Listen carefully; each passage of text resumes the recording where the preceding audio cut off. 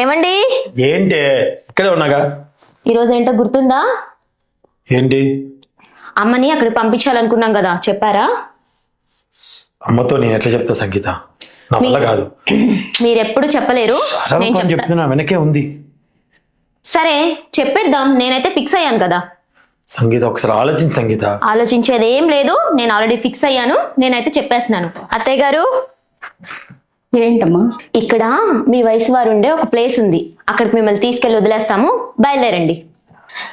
అవసరం అనిక, దానికి మీరు ఏ పేరైనా పెట్టుకోండి. వద్దమ్మా, నా వల్ల మీకు ఏ ఇబ్బంది కలగదు. అయినా మీకు ఈ మధ్య చాలా అనుమానం ఎక్కువైంది. మేము పొద్దున వెళ్తున్నప్పుడు ఎక్కడికి వెళ్తున్నామో మీకు చెప్పెళ్ళాలి, వచ్చినప్పుడు ఎక్కడి నుండి వస్తున్నామో చెప్పాలి, ఏ సమయానికి వస్తున్నామో చెప్పాలి. ఇవన్నీ అడుగుతున్నారు, ఇవన్నీ పడే వాళ్ళకే తెలుస్తాయి. మీరు బయలుదేరండి, మనం వెళ్తున్నాం. ఇంటి పని అంతా నేనే చేస్తున్నాను, బాబును కూడా స్కూల్ నుంచి తీసుకొస్తున్నాను. నేను ఏదో ఒక మూల పడి ఉంటానమ్మా. నేను ఎప్పుడు మిమ్మల్ని ప్రశ్నించను. ఒక్కగానొక్క కొడుకు, వాడిని చూడకుండా నేను ఉండలేనమ్మా. అయినా మీరుండే చోటు ఇక్కడ నుండి 500 కిలోమీటర్లే అత్తయ్య.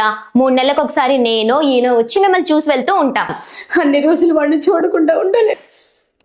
నేను చెప్తున్నాను కదా అత్తయ్య, పదండి. కానీ నువ్వేనా చెప్పురా. అమ్మా ఏం కాదమ్మా, నా మాట విను, నువ్వు పద. అమ్మ లేకుండా నువ్వు ఉండగలవా? కానీ నువ్వు లేకుండా నేను ఉండలేనురా. చెప్పురా కోడలికి. ఆయనతో ఏంటి మాట్లాడేది? పదండి, నేను చెప్తున్నాను కదా. నీకు దండం పెడతాను, కాళ్ళు పట్టుకుంటా. అత్తయ్య ఏంటి, ఏం చేస్తున్నారో అర్థమవుతుందా? మీరు పదండి, రండి. చెప్పురా. సామాన్లన్నీ సర్దేశాను, మీరు తీసుకున్నాడు. చెప్పురా. మీరు రండి, రండి. నాని తీసుకురండి.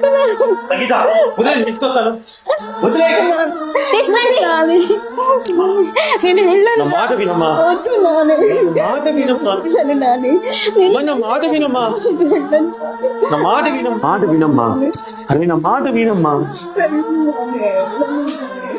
అమ్మా చెప్పేది వినమ్మా.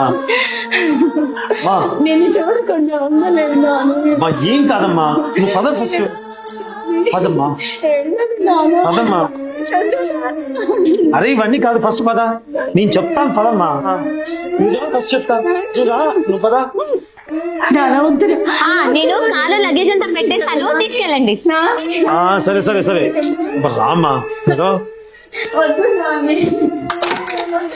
అమ్మా వెళ్ళిపోయారు. ఈరోజు మా ఆయనకి చాలా ఫేవరెట్ కర్రీ అయినా చికెన్ వండి పెట్టాలి. త్వరగా వచ్చేస్తే బాగుండు. వచ్చేసారా? రండి రండి.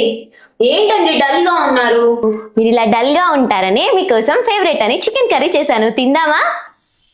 మనం ఇద్దరే కలిసి తింటే బోరుగా ఉంటుంది. 3వ వ్యక్తిని కూడా తీసుకుని వచ్చాను, చూడు. ఇంకో వ్యక్తా? ఎవరండి?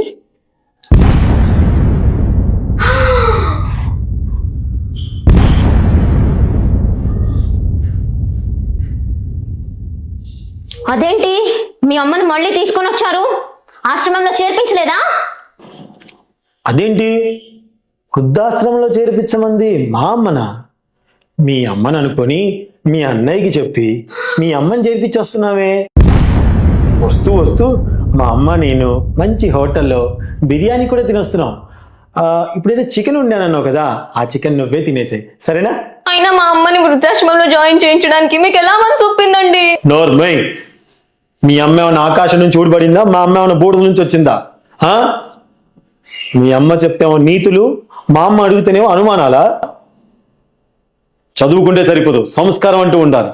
చిన్నప్పుడు 5 కిలోమీటర్ల దూరంలో స్కూల్ ఉంటే హాస్టల్లో పడే మీ అబ్బాయి నన్ను అందరూ అంటుంటే లేక లేక నాకు కొడుకు పుట్టాడు, వాణ్ణి నేను హాస్టల్లో వెయ్యను అని చెప్పేసి 5 కిలోమీటర్లు చెప్పులు సరిగ్గా లేకపోయినా నన్ను ఎత్తుకొని స్కూల్ దగ్గర దించి మళ్ళీ స్కూల్ నుంచి తీసుకొచ్చేది. చిన్నతనంలోనే మా నాన్న ఎక్కడికో మమ్మల్ని వదిలిపెట్టి వెళ్ళిపోతే కష్టపడి నన్ను ఇంత వాణి చేసింది మా అమ్మ. అటువంటి మా అమ్మని వృద్ధాశ్రమంలో చేర్పించాలా? అది నీలాంటి వాళ్ళు చెప్పారని. అలా చేస్తే మా అమ్మ నన్ను పెంచిన విధానంలో తేడా అనుకుంటారు. అర్థమవుతుందా? గుర్తుపెట్టుకో, అమ్మ ఎవరికైనా అమ్మే. ఏమండి, మా అమ్మ అలా ఎలా ఉంటుందండి? వద్దండి, ప్లీజ్ అండి, మా అన్నకు చెప్పండి. అత్తయ్య తప్పైపోయింది అత్తయ్య, మీ కాళ్ళు పట్టుకుంటాను అత్తయ్య, మీరైనా చెప్పండి అత్తయ్య ఆయనకి. నా కొడుకు మీ అమ్మనే కాదు, ఏ అమ్మని బాధ పెట్టే పని చేయడమ్మా.